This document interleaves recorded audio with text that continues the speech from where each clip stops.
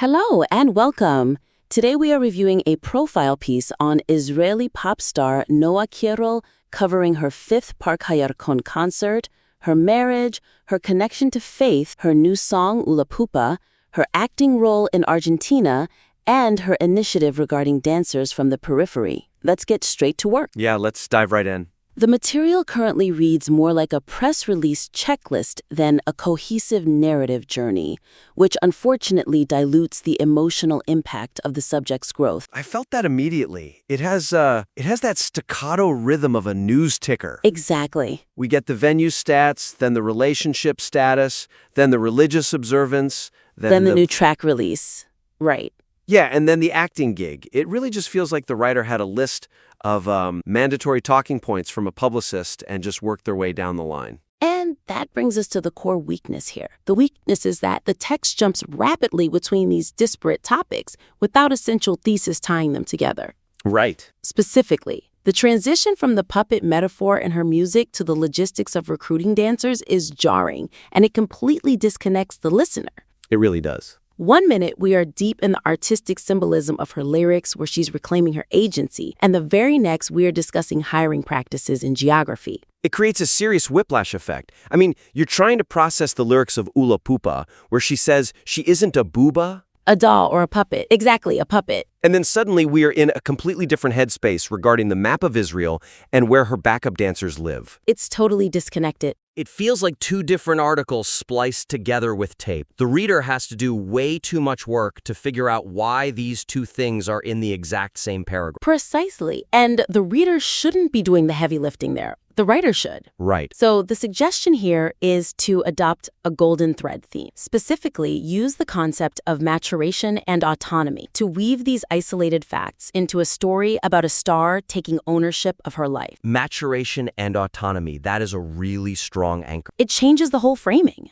It takes the piece from being a what is she doing article to a who is she becoming article. Exactly. But how do we actually execute that on the page? Because it's easy to say add a theme, but it's a lot harder to write it without it sounding forced. And her marriage as separate news items frame the marriage and religious observance as choices she actively made because she is no longer a puppet. Oh, wow. That is interesting. Right? So rather than she released a song and she got married, it becomes she is asserting her independence, both in her lyrics and in how she chooses to build her private home. Yes. You make the domestic choice an act of assertion. That's a great flip. She isn't just getting married like it's the next step on some expected life script.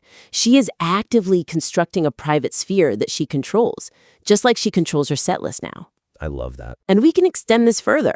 Rewrite the section on the telenovela in Argentina not just as a job update, but as a test of her autonomy away from her home base in Ranana. Right, because the source material does mention she misses home and loves being a balabusta. A housewife, essentially. Right, when she's there. So Argentina isn't just a gig. It's a challenge to that desire for stability. It's a test of her ability to maintain that autonomy when she is halfway across the world. Exactly. That adds a layer of conflict that is currently missing from the draft. Yeah, it gives it tension. And finally, for this point, connect the closing the circle in Ranana directly to the opening the door for dancers from the periphery. Make it a direct pipeline. Show a logical flow from her past to their future. She realized her dream in Ha'anana, so now as a mature, autonomous artist, she is choosing to extend that ladder to others. That solves the checklist problem entirely. It really does. It makes every fact serve the story of her growing up. It stopped being a list of, and then she did this, and starts being a causal chain. Because she became this person, she made these specific choices. Correct. Now moving on to the content itself. There is a fascinating, unexplored tension between the subject's description of her traditional home life and her rebellious artistic persona that the text identifies but fails to analyze. This is the part that really caught my eye. Yeah? We have these two very distinct images of Noa Kirel presented in the text. Totally. On one hand, she is the married woman who finds peace in her husband laying tillin and making kiddush on Friday nights. And then on the other hand, she is the pop star singing about breaking free from strings, being wild, and doing what she feels in her gut. And the weakness is that the text juxtaposes these two conflicting images without synthesizing them. It just drops them right next to each other. Right. Leaving these side by side without commentary makes the profile feel contradictory rather than complex. It feels accidental, almost as if the writer didn't even notice they don't quite fit together perfectly. I wonder, though, if we've considered that this contradiction is actually the hook. Because right now, like you said, the text just places them there. Here is the Kiddush, and here is the pop song. Yeah. It feels like the writer is afraid to ask how those two things coexist. But honestly, that is the most interesting question. Absolutely. How does the person who craves the structure of Shabbat also crave the total chaos of Park HaYarkon? That is exactly where the opportunity lies here. The suggestion is to lean into this contradiction to add depth. Yes. Ask how these two sides support each other rather than just listing them out. We need to understand the mechanism here. Does the tradition fuel the rebellion? Does the rebellion require the tradition as a safety net? That is a brilliant way to frame it. So building on that point, what if we looked at it from the perspective of synthesis? Let's see how we can strengthen this with some concrete examples. Okay. Frame the religious structure, the candles, the Kiddush, the faith in Hashem, as the necessary grounding that allows her to be wild and independent on stage. That is a really powerful reframe. Right? It suggests that she can only be the Noa Kirel the public knows. The one who dominates the stage. Right, who commands thousands of people, because she has this very traditional, quiet foundation at home. The roots have to be deep for the tree to be that tall, essentially. Exactly. Specifically, use the quote from the text where she says, "We started building a home of our own based on values." Use that as the direct counterweight to the Ula Pupa section. I see. The industry tries to make her a puppet. The home and the values are where she cuts the string. The home is the one place where she isn't a product. That makes perfect sense. But could the evidence also support a slightly different conclusion? What do you mean? Well, is there a risk that focusing solely on the grounding aspect overlooks the actual rebellion? Perhaps we could explore if the puppet metaphor in the song is a rejection of industry handlers, while the submission to faith is a voluntary, empowering choice. Oh, that is a fantastic nuance. There is a massive world of difference between submission to a music producer and submission to God or tradition. Precisely. Submitting to a producer is being a puppet. Submitting to tradition is a choice she makes as a free woman. I see exactly what you're going for here. If the writer makes that distinction explicit in the text, suddenly the faith section isn't just pandering to a traditional audience. It becomes a bold statement on her agency. Right. It says, I choose who I listen to. It turns a glaring contradiction into a fully coherent worldview. It really elevates the piece. It moves it from a superficial description of her weekend routine to a real analysis of her psychology. It explains how she survives the fame. Moving to the next area of focus, the section regarding the subject's role as an ambassador for Israel and Argentina feels obligatory and lacks emotional stake. This part felt a little rote to me. Yeah. It's like, I am in Argentina, I explain Israel. It just sounds like a standard celebrity soundbite. A PR line. Exactly. It's the kind of thing you say because you feel like you have to say it. The material makes a case for her being an ambassador, but the weakness here is that the text mentions she is explaining Israel while filming a musical telenovela in South America, but it treats this as a totally passive activity. Right, she just says it is part of me. And it just lacks any real conflict or weight, given the massive complexity of representing a country in the current climate. That is clearly laid out in the draft, but it feels so flat. It is part of me sounds like a heavily media-trained answer. I wonder if the writer really considered the actual difficulty of that situation. Probably not deeply enough. She isn't there on a diplomatic mission with a briefing book and a security detail. She is there to film a telenovela, which is supposed to be light, fun, escapist entertainment. That contrast is the key. So the suggestion here is to shift the focus from the fact that she represents Israel to how hard it is to represent Israel while trying to maintain a global pop career. Right, because she is trying to break into a new market. Yeah. She's trying to be an actress, trying to be the character Noah, but everyone around her just wants Noah the Israeli. Exactly. So for concrete examples for improvement here, instead of using that generic quote, "I am there to explain," the writer should focus on the wild contrast of being in a musical telenovela, singing and dancing, while simultaneously answering heavy, likely hostile questions about the situation back home. That is a huge burden for a young artist.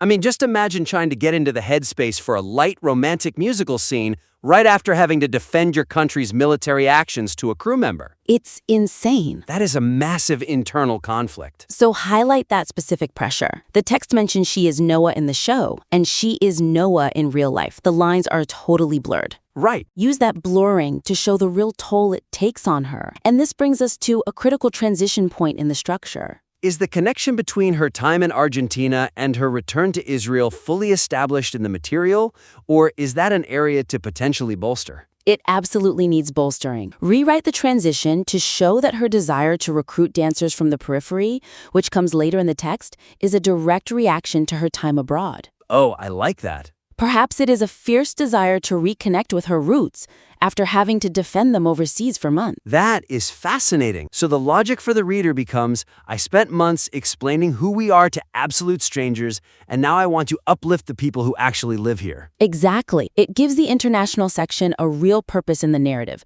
rather than just being a meanwhile abroad segment. Yeah. It raises the stakes significantly. It goes from she is famous everywhere to she is carrying a very heavy backpack while climbing the mountain. And it sets up the finale perfect, because right now the ending feels a bit tacked on. Which leads us perfectly into our final point for this critique. The inclusion of the initiative to hire dancers from the periphery feels tacked on as a feel-good footer rather than an integral part of the artist's professional evolution. Ah, yes, the classic "and she also does charity" ending. We see it all the time. It always feels a bit like a corporate social responsibility report attached to the end of a celebrity profile. Like, she's rich and famous, but look, she's nice too. Unfortunately, yes. The weakness is that the text introduces this new cast of dancers from the periphery at the very end. It feels totally disconnected from the earlier discussion of her own dreaming in Ra'anana, which is a central, affluent city. Right. And that disconnect makes it seem like a corporate PR project distinct from her actual art. It really does feel a bit separate. I mean, we spend all this time in Ra'anana, closing the circle, sleeping in her childhood bed, talking about how great it is to be home in the center of the country. Yeah. And then suddenly, boom, dancers from the north and south. It feels like a massive tonal shift. So what I really like about the potential here is the contrast. The suggestion is to bridge the gap between her privilege and their opportunity to make the gesture feel much more genuine and less like PR. That makes sense. But could the evidence also support a different conclusion, like her seeing herself in them? How do we actually bridge that gap without making her look out of touch? That is the crucial key. Let's look at concrete examples for improvement. Contrast her home court advantage in Ra'anana, where she dreamt and closed the circle, with the real obstacles faced by dancers in the periphery. The text actually has a great quote for this. It says, "It is very complicated to get to the rehearsal room." Exactly. Use that line. Emphasize that she is using her new power, the power she discusses in the Ulapupa section about not being a puppet, to remove complications for others. Oh, wow. She is the one cutting the strings of logistics for them now. So it's not just, "I am nice." No. It's, "I know how hard the industry is even when you live in the center. I can't imagine how hard it is when you live far away, so I am fixing that." Yes. Frame the hiring of these dancers not as charity, but as her actively seeking the hunger and energy that she recalls having at the start of her own career. Right. She isn't doing them a favor. She needs their energy to fuel her show. She is looking for that raw drive that maybe gets polished away in the center of the country. That is so much more empowering. It completely aligns with the maturation theme we discussed at the very beginning. Exactly. A mature artist knows that raw talent is harder to find than polished technique. She's looking for the Noaya that existed 10 years ago, just in a different zip code. And it ties perfectly back to the values she discusses with her husband earlier in the piece. If they are building a home on values, this dancer initiative is the public expression of those exact values. Is there a risk, though, that focusing solely on the struggle of the periphery might sound a bit patronizing? That's a valid concern, and that is exactly why framing it around hunger and talent is so crucial. I see. It's about merit that has been geographically overlooked, not about pity. It transforms the dancers from beneficiaries into true partners. I really like that distinction. It treats them as professionals who just need a door opened, not as charity cases. And it connects back to her own drive. She mentioned she started as a dancer who just wanted to perform. By connecting her origin story to theirs, the piece becomes a beautiful full circle moment, not just for her and Ra'anana, but for the next generation she is bringing up with her.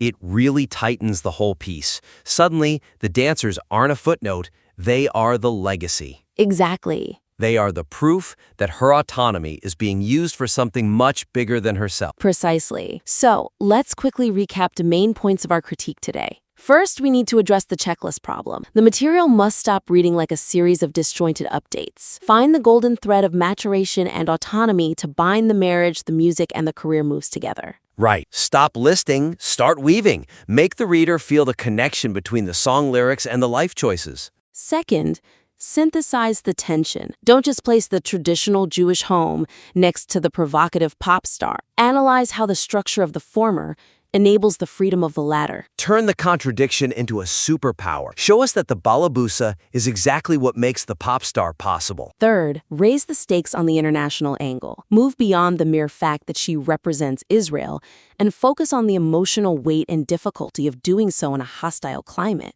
Make us really feel the pressure she is under. It's not just a job, it's a burden. And finally, integrate the social initiative. Ensure the dancers from the periphery aren't a footer, but a powerful demonstration of her values and a connection to her own hungry beginnings. Connect the privilege of Rotten Nana to the potential of the periphery. Show us that she is building a bridge, not just signing a check. If you can implement these changes, you will absolutely transform this from a standard news profile into a compelling, deeply resonant narrative about a young woman stepping into her power. We would love to see how you rework this. Please refine the piece and submit it again for a follow-up critique. Thank you for listening.